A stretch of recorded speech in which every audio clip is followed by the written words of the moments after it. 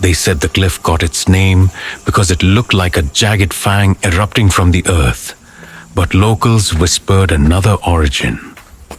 A devil had once stood there, waiting. For what? No one knew. But those who camped near Devil's Tooth seldom returned with same eyes, if they returned at all. It was that kind of legend that drew Theo, Mark, and Eliza. They weren't thrill seekers exactly, but they ran a modest paranormal YouTube channel called Beyond the Veil. Theo was the quiet, skeptic turned obsessive. Mark was the gadget guy, obsessed with EMF readers and night vision toys. Eliza? She was the believer, the heart of it all. Her older sister had vanished on a hiking trail when she was 14. Since then, she'd been chasing shadows. They parked miles from the cliff's edge and hiked in under the orange fade of twilight. Dale's Tooth loomed in the distance like a cracked monument, a single stone fang gnawing at the sky. Mark set up camp 20 feet from the cliffside on a patch of flattened brush. He got the night vision cam up first, angling it toward the tent from a nearby tree. "Make sure it's got full battery," Theo muttered, flicking open a cheap folding chair.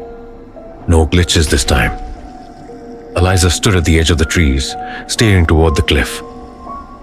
"There's something off about this place," she said softly. "It's like it's listening." Mark laughed. "Hope it likes being on camera?" By nightfall, the woods were graveyard still. They grilled hot dogs, told ghost stories, half in jest, and recorded interviews for the channel. Eliza kept glancing toward the tree line. At 2:47 a.m., something woke Theo. Not a sound exactly, but the lack of one. The forest had gone dead silent. No crickets, no wind. Just a hollow pressing stillness. Then the tent's zipper whispered open. Theo sat up. "Mark?" No answer. He fumbled for the flashlight and unzipped the tent. The campfire was out. The gear was untouched, but Mark was gone. "Eliza," Theo hissed. She stirred, bleary-eyed. "What's going?" Mark walked out. They waited 15 minutes, called his name. Then another 15. When that yielded nothing, Theo grabbed the camcorder. "Let's check the night vision," he said. They crouched by the playback screen under the moonlight, breath fogging. The footage showed their tent, a peaceful nightscape washed in infrared green.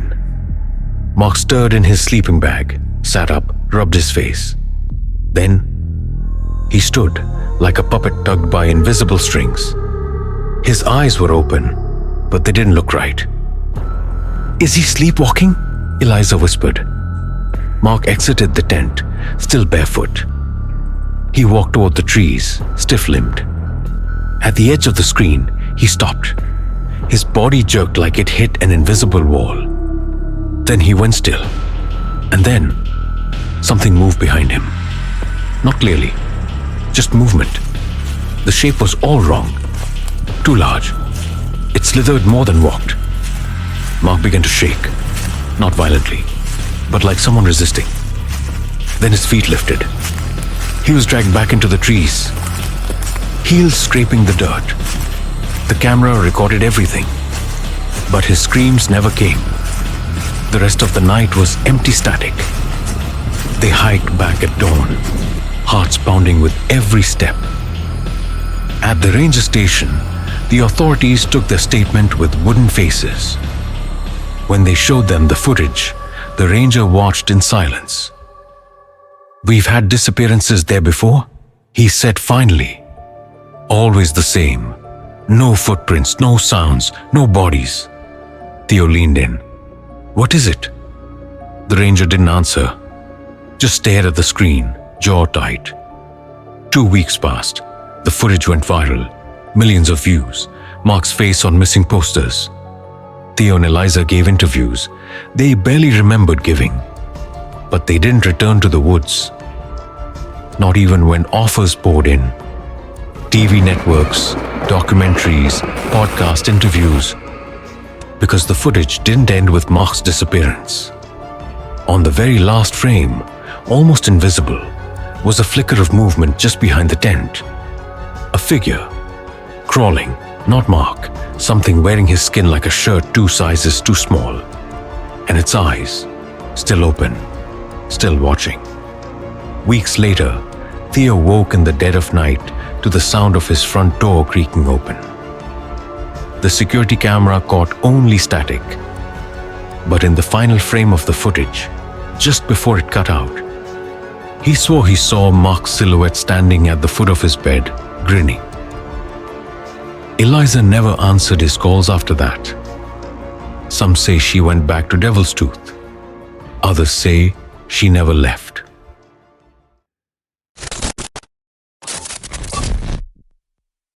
The desert in Utah is the loneliest place on earth. No wind, no birds, just silence thick enough to drown in.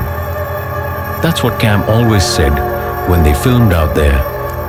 It was supposed to be their last hurrah. 5 years of amateur ghost hunting videos, barely a few thousand views per upload. The channel, Western Shadows, was never going to be a hit, but it gave them purpose. Cam, Jeff, and Raina. Friends since freshman year, bonded by horror flicks, microwave burritos, and a shared love of the unexplained. Their final shoot took them to the Bone Flats, a stretch of desert no one marked on maps. Locals avoided it, mumbling things like strange lights and bad luck, perfect content. By sunset, they pitched their tents near an old cattle fence, half swallowed by sand. Jeff set up the drone, Raina pulled out the handheld night cam, and Cam sat, watching the sun bleed into the mountains. "This place feels old," Raina whispered. "It is," Cam said, brushing dust from her boots. "Stories go back to the pioneers. Lights in the dark. People wandering off and never coming back." Jeff grinned. "Maybe we'll get lucky." They didn't have to wait long. Around 1:13 a.m., as they reviewed some dull B-roll, a flicker appeared on the horizon. A soft, flickering glow, then another, then 2 more. Lanterns, that's what they looked like. Dim, old-fashioned oil lanterns swaying back and forth, but they moved too fast, darting left to right like fireflies on amphetamines. "Drones?" Raina asked. "No sound," Cam whispered. They stood in silence, watching the lights pulse and hover. Jave zoomed in with the camera, but it struggled to focus, like the lens couldn't decide where the light was. "I'm going after them," Raina said. "No way," Cam snapped. "We don't know what that is." Raina was already slinging her backpack on, grabbing the night vision cam. "I won't go far, just to the ridge." Jeff hesitated, then followed. Cam stayed behind, heart thudding too loudly in her ears. The desert around her felt tight somehow, like the sky was pushing down. They vanished into the darkness. 10 minutes passed, then 20, then screaming. Cam bolted toward the sound, tripping over rocks and cactus, her flashlight bouncing wildly. She found Jeff near the ridge, pale as moonlight. Alone. "Where is she?" Cam shouted. "She was right behind me," he rasped, voice cracking. "She followed one of the lights. And then she just..." He didn't finish. They searched until sunrise. Nothing. No footprints, no gear, not even a scuff in the dirt. Just a cold silence. And that low thrum of something waiting. Back at camp, they checked the footage. Raina's cam had been running the whole time. It showed her laughing as she chased the first light. The laugh turned to confusion as it sped up, then veered left, then right. Impossible to follow. She kept going, breath hitching. And then, on the footage, all the lights went out at once. Silence. In the grainy night vision, Raina spun in a circle, whispering, "Cam? Jeff?" Then something blinked behind her. Not a light, an eye. And then the cam jolted, falling to the ground, tilted sideways. For 5 seconds, nothing. Then Raina's face filled the screen. Close. Too close. Her nose nearly touched the lens, her mouth moving fast, terrified. Her eyes were wide, bloodshot. But there was no sound, no static, no interference, just mute panic. And then the footage ended. Jeff left that morning and never spoke to Cam again. She tried to upload the video, but the file kept corrupting. The sound would vanish, or the screen would glitch into black. And every time she watched the footage on her laptop, the final frame lasted longer.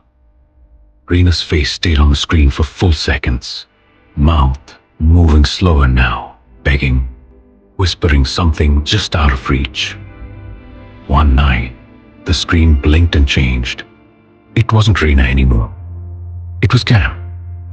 Her own face, twisted and pale, whispering in silence. She slammed the laptop shut and never opened it again. Sometimes, when Cam closes her eyes, she sees the flicker of a lantern outside her window. Even though she lives in a fifth-floor apartment in the middle of Salt Lake City, she never follows. But she knows, one night, she will. And she knows what Rena was trying to say in that final soundless scream. Don't look at the light. But lately, Cam has been seeing flickers more often. Reflected in mirrors, on blank TV screens, even in puddles after rain. They move just like they did in the desert.